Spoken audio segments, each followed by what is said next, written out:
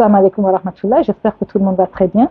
Alors aujourd'hui, je voulais parler du Hajj, le pèlerinage à la Mecque. Le pèlerinage à la Mecque, c'est le cinquième pilier de notre religion. C'est l'obligation pour toute personne, pour tout musulman qui a les moyens de se rendre à la Mecque pour accomplir le pèlerinage, pour accomplir les rites sacrés du pèlerinage à la Mecque. Donc, nous sommes en plein dans le début de la saison du Hajj. Les convois ont commencé à partir, les pèlerins sont en train de faire leur bagage pour la plupart, ils attendent leur tour. Et donc, je me suis dit que c'est une bonne opportunité de partager avec les frères et les sœurs quelques leçons que j'ai tirées, quelques conseils pratiques que j'avais tirés de mon propre pèlerinage à la Mecque l'année dernière. Donc, le Hajj, très important, c'est une grâce immense, c'est un privilège qu'Allah Azza wa Jal nous fait de nous accepter, de nous accueillir à la Mecque pour ces rites sacrés. Le Hajj et la Umrah, comme on sait, le Hajj et la Umrah, c'est pas pareil. Le Hajj est obligatoire pour tout musulman qui en a les moyens. Et le Hajj, c'est à des temps déterminés. Voilà. Et le Hajj, une condition essentielle, principale du Hajj, c'est l'intention. Pourquoi on va au Hajj? Comme pour toutes les adorations que nous faisons en tant que musulmans, cette condition, il faut qu'elle soit remplie. On va au Hajj uniquement pour Allah subhanahu wa ta'ala. On ne va pas au Hajj parce que quelqu'un est parti au Hajj. On ne va pas au Hajj parce que le voisin ou le collègue est parti au Hajj. On ne va pas au Hajj pour qu'on nous appelle Elaj ou pour qu'on nous appelle Hajja. On ne va pas au Hajj parce que les gens nous ont beaucoup embêtés pour nous demander quand est-ce que tu vas au Hajj. On va au Hajj parce que Allah subhanahu wa ta'ala nous a demandé d'accomplir le pèlerinage à la Mecque. C'est la raison qui fait que nous allons au Hajj. Donc, juste s'assurer que notre intention, nous la purifions parce qu'Allah, il accepte seulement ce qui est pur venant de nous. Il faut qu'on purifie nos intentions avant de nous rendre à la Mecque pour le Hajj. Ça, c'est un. Deuxièmement, les rites du Hajj ont déjà été établis et expliqués par notre prophète sallallahu alayhi wa sallam. Donc, nous assurer que les rites de notre pèlerinage à la Mecque, que ces rites suivent les règles qui ont été énoncées par le prophète Muhammad sallallahu alayhi wa sallam. C'est très, très, très important de garder ça en tête pour ne pas faire tous ces efforts-là. On se rend à la Mecque pour le Hajj et après on se rend compte que nous n'avons pas fait ce qui était requis de nous, ce qu'on était censé faire. Donc ces deux conditions, ne jamais les oublier. Avant tout, faire les choses pour Allah Azza wa Jal, Allah est lui seul. Deuxièmement, s'assurer que nous faisons des choses selon la sunna du prophète sallallahu alayhi wa sallam. Ce sont les deux conditions qui sont la base de tout. Ça, c'est très important. Maintenant, quelques conseils pratiques. Lorsque vous allez partir à la Mecque, vous allez rencontrer là-bas toutes les nationalités du monde. Vous allez rencontrer toutes les cultures. Vous allez rencontrer des gens que vous n'aviez jamais rencontrés de votre vie. Et ces gens-là, ils sont différents de vous. Ils ont des cultures différentes, ils ont des habitudes différentes. Alors déjà, psychologiquement, vous allez vous préparer à rencontrer des gens tellement différents de vous. Parfois, vous serez étonné, parfois, vous serez déçu, parfois, vous serez fâché. Donc, si déjà psychologiquement, vous savez que vous allez faire face à des situations parfois difficiles, déjà, vous vous armez de patience. Vous faites preuve de calme et de tolérance envers les autres. Et vous savez que vous êtes un invité d'Allah et que vous devez vous comporter comme un très bon invité. Lorsque quelqu'un vous invite chez lui, vous montrez le meilleur comportement. Donc, c'est très important que vous sachiez qu'arriver là-bas, quel que soit ce que vous allez voir, il faut vraiment faire des efforts, tous les efforts que vous avez en vous pour être tolérant, pour faire preuve de courtoisie envers vos frères et vos sœurs des autres cultures, des autres pays, quel que soit ce que vous allez voir là-bas, vraiment décidez en vous-même d'être très patient, très gentil, très courtois envers les autres. Ça, c'est très important de savoir que vous devriez vous préparer à cela. Avant d'aller à la Mecque, c'est bien d'être en bonne forme. Donc, dès maintenant, il faut beaucoup marcher parce que là-bas, vous allez marcher des heures et des heures, vous allez marcher tellement de kilomètres. Donc, déjà, c'est bien que votre corps il s'habitue à avoir de l'endurance pour ne pas attendre d'arriver là-bas et que le corps soit choqué par cela. Vous allez beaucoup marcher, donc dès maintenant, marchez beaucoup. La paire de chaussures avec laquelle vous allez marcher là-bas, commencez à la pratiquer dès maintenant où vous êtes. Donc, cherchez une chaussure très confortable. Il fait très chaud à la Mecque. Donc, cherchez une chaussure qui vous permet de marcher des longues heures sans vous blesser, par exemple. Donc, commencez déjà à vous entraîner avec ces chaussures-là. Et si elles ne sont pas trop top, essayer de changer de paire de chaussures pour ne pas avoir des problèmes arrivés là-bas. C'est bien d'avoir une deuxième paire de chaussures de rechange au cas où vous perdez vos chaussures. Avec les foules, avec beaucoup de gens perdent leurs chaussures, c'est bien que vous ayez des chaussures de rechange. Donc, ça vous évite de vous retrouver dans une situation difficile. Donc, également, avant d'aller à la Mecque, c'est bien d'apprendre la vie du prophète sallallahu alayhi wa sallam. Ça vous permet de visiter des lieux historiques en connaissant l'histoire qui est derrière. C'est bien aussi d'apprendre l'histoire du prophète Ibrahim alayhi salam. Le prophète Ibrahim, qui est le père des croyants, c'était lui vraiment qui était à la base de la... C'est lui que Allah subhanahu wa ta'ala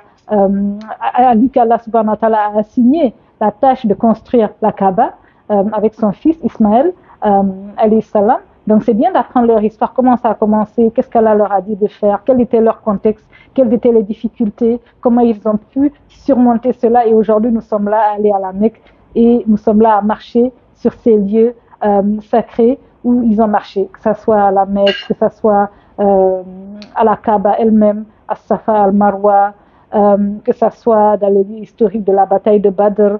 Vraiment, c'est bien d'apprendre la sira, la vie du prophète sallallahu alayhi wa sallam et la vie également du prophète Ibrahim alayhi salam. C'est bien aussi d'avoir une liste de doigts, parce que lorsqu'on se retrouve comme ça à la Mecque, parfois, surtout le jour de Arafat, c'est le jour où on fait beaucoup d'invocations, beaucoup de doigts. C'est bien d'avoir une liste de doigts que nous avons déjà préparée pour ne pas oublier des choses importantes. Donc maintenant que vous êtes au calme, réfléchissez, qu'est-ce que vous voulez demander à Allah, faites votre liste et également faites la liste pour les autres. Toutes les personnes qui vous ont dit, faites des doigts pour moi, des doigts spécifiques peut-être, essayez d'écrire tout ça pour ne pas oublier. Le jour de Arafat, vous avez du temps, vous avez plusieurs heures pour faire des doigts, des invocations à Allah et elles sont acceptées. Que ce soit les invocations que vous faites pour vous-même ou les invocations que vous faites pour les autres, toutes ces prières-là sont acceptées par Allah Azza wa Jal. Donc c'est bien de faire une liste de doigts. Quelque chose aussi qui est important que j'ai découvert, c'est que avant d'aller, c'est bien d'apprendre comment faire la prière sur les défunts. La prière Salatul Janaza, c'est une prière qu'on fait lorsque quelqu'un est décédé. Il les amène souvent à la mosquée à Médine ou à Makkah. Après les prières, vous verrez qu'après les prières, il y a les prières que l'imam fait juste après pour des personnes qui sont décédées. Et donc, c'est les prières pour les défunts. C'est bien d'apprendre comment faire ces prières-là avant de partir. Ça vous permet de prier correctement pour les frères et les sœurs qui sont décédés et qui sont amenés là-bas. Et parfois, c'est des enfants, ça fait très mal. L'imam, il annonce que voici un enfant qui est là et il est décédé. On va faire la prière pour lui. Donc tout ça, si vous apprenez à faire la prière de Salatul Janaza, c'est quelque chose également qui va beaucoup vous aider. Un autre point qui est important, c'est par rapport à vos papiers. Lorsque vous allez arriver en Arabie Saoudite, en tout cas c'était le cas pour moi et pour mon groupe, ils vont vous prendre votre passeport et là-dedans, vous avez, il y a le visa, il y a tout, mais vous allez donc remettre votre passeport et vous n'allez récupérer le passeport que le dernier jour de votre séjour en Arabie Saoudite. Donc c'est bien d'avoir au moins une copie de votre passeport, les copies des feuilles de votre passeport, même si ce n'est pas toutes les feuilles, mais au moins la feuille, la page principale avec votre identité également, la copie du visa, vous pouvez garder ça dans une photocopie et mettre dans votre sac. Donc c'est bien d'avoir cette copie aussi avec vous. Dans vos bagages, qu'est-ce qui est bon d'amener dans les bagages? Des médicaments, c'est bien de voir votre médecin, de prévoir des médicaments comme par exemple les maux de gorge. Vers la fin, on avait genre la gorge en feu, il y avait beaucoup de gens qui avaient des grippes, de l'angine, souvent avec le soleil, vous avez des coups de chaleur, vous avez des irritations sur la peau, parfois ça fait très mal. Essayez vraiment de prévoir des médicaments, aussi parfois il y a des diarrhées, donc prévoyez des médicaments pour ces choses basiques, ou bien des migraines. Essayez de mettre ces médicaments dans vos bagages avec l'avis de votre médecin, bien sûr. Par rapport aux vêtements, surtout pour nous les femmes, c'est bien d'avoir des robes en coton ou des tuniques en coton parce qu'il fait extrêmement chaud et c'est bien d'avoir donc ces vêtements en coton également lorsque vous voulez les rincer un peu, c'est facile de les rincer et puis ça sèche vite. Et c'est bien d'avoir des cintres. Et également pour nous les femmes, lorsqu'on lave nos sous-vêtements, parfois c'est bien de suspendre cela dans les toilettes parce qu'on partage nos toilettes avec d'autres sœurs. C'est bien de suspendre ces sous-vêtements sur des cintres et c'est beaucoup plus hygiénique que de les suspendre où tout le monde met ses affaires. Donc c'est bien d'avoir à peu près 5 ou 10 cintres que vous pourrez utiliser lorsque vous serez à Médine et également à la Mecque, à l'hôtel en fait. Donc ça aussi, c'est quelque chose d'important. C'est bien par rapport à la chaleur que j'ai mentionnée, d'avoir des chapeaux, des casquettes ou des chapeaux contre le soleil, d'avoir des lunettes de soleil, d'avoir des produits là qui pulvérisent, j'appelle ça les piche-piches. Donc ça permet de se rafraîchir lorsqu'on a très chaud. On piche ça un peu et puis c'est très pratique, ça fait beaucoup de bien. Donc par rapport au sac, ayez un petit sac parce que quand vous irez à la mosquée pour prier, à Médine ou à Mecca, vous allez mettre dedans vous allez mettre vos affaires perso, vous allez mettre votre chapelet, vous pouvez mettre un autre sac où vous mettez vos chaussures, donc un petit sac en tissu qui peut contenir les chaussures avec lesquelles vous allez à la mosquée.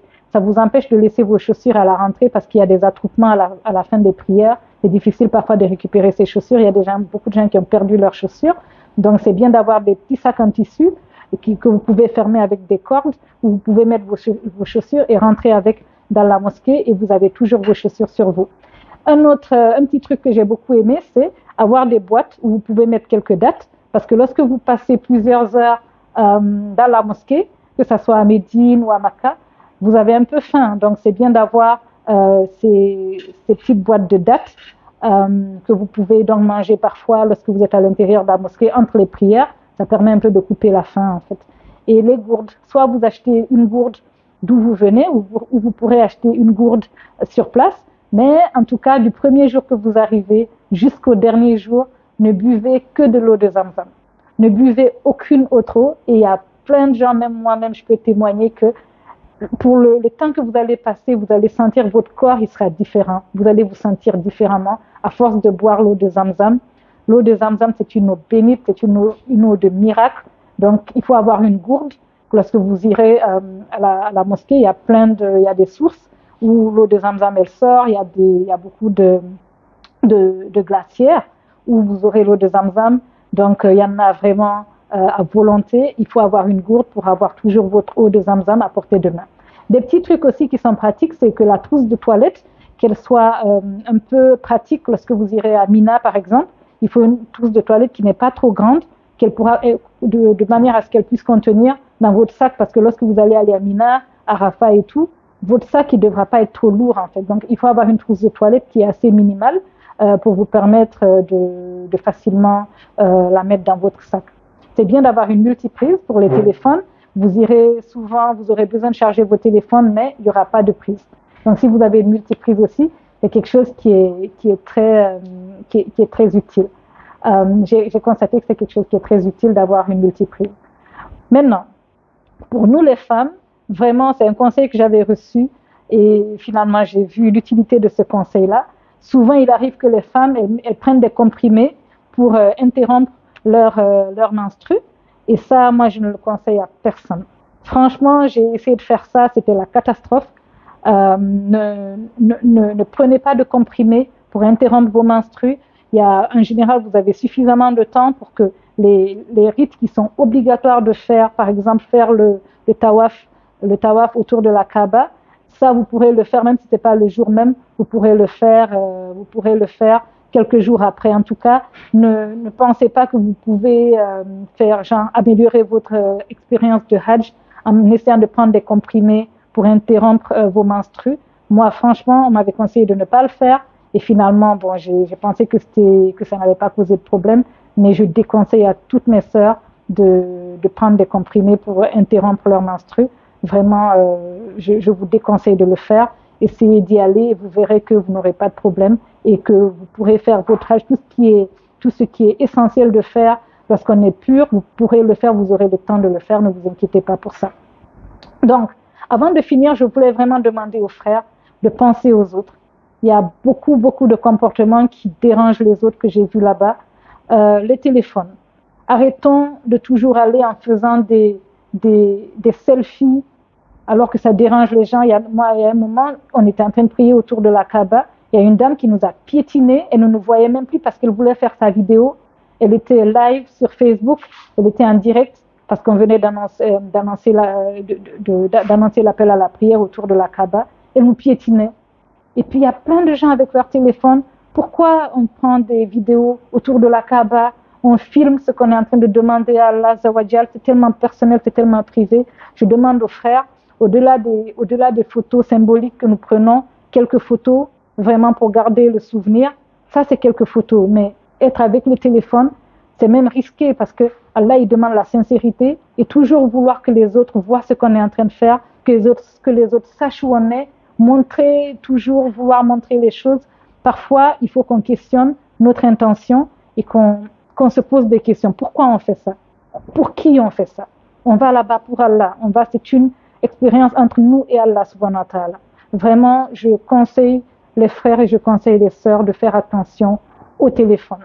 Les téléphones sont vraiment en train de déranger beaucoup de gens à travers les comportements qui résultent de vouloir se filmer tout le temps, se filmer. Ça dérange beaucoup, ça pose, et c'est dommage, et c'est interdit d'aller au lieu saint de l'islam et de déranger les frères et les sœurs pour des raisons mondaines, des raisons matérielles, c'est pas une bonne chose. Donc moi je déconseille fortement l'usage excessif des téléphones dans nos actes d'adoration. Voilà ce que je voulais dire. Donc vraiment, comme on sait, le Hajj, c'est une opportunité unique. Et le prophète sallallahu alayhi wa sallam a dit que le Hajj qui est bien fait, qui est accepté d'Allah, sa seule récompense, c'est le paradis. Et quelqu'un qui va au Hajj, il fait les choses comme il faut, il revient chez lui, il est pur comme le jour où sa mère l'a mis au monde. Donc vraiment, c'est une très grosse opportunité. Ne la gâchons pas. Assurons-nous qu'on fait ça seulement pour Allah, pour l'amour d'Allah subhanahu wa ta'ala, et ne gaspillons pas toutes ces opportunités. Essayons d'oublier les gens. Il faut oublier les gens et penser à Allah et garder en tête qu'on fait les choses pour Allah et seulement pour Allah subhanahu wa ta'ala. En tout cas, merci beaucoup. Je souhaite un Hajj al-Mabrour à tous les gens qui sont en train d'aller au Hajj, tous les frères et toutes les sœurs qui vont au Hajj. Et vraiment, je prie que tous ceux qui n'ont pas eu cette chance, qu'ils puissent accomplir ce pèlerinage et que Allah accepte de nous et que Allah toujours nous accorde les opportunités de nous rapprocher de lui. Et vraiment, ce sont des conseils, j'espère qu'ils seront utiles. Et je pense fort à vous. Je prie qu'Allah, qu'il continue à nous favoriser et que nous qui sommes allés, qu'il nous permette d'aller encore et encore et encore et qu'on puisse aller vraiment pour se soulager le cœur. On ne peut pas décrire ce qu'on verra là-bas. Je suis très heureux que vous puissiez le faire, qu'Allah accepte. Merci beaucoup à tous. Salam alaikum wa rahmatullahi wa barakatuh.